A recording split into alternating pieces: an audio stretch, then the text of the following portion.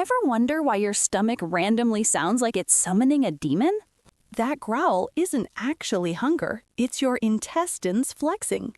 Even when you're not eating, your digestive system runs a cleanup cycle. It squeezes and pushes leftover food, liquid, and air through your gut. And when there's not much food in there, it echoes loudly. That rumbling sound is called borborygmi, which literally means internal rumbling. Fancy word, very chaotic noise. And the hungrier you are, the louder it gets, because there's more empty space to amplify the sound.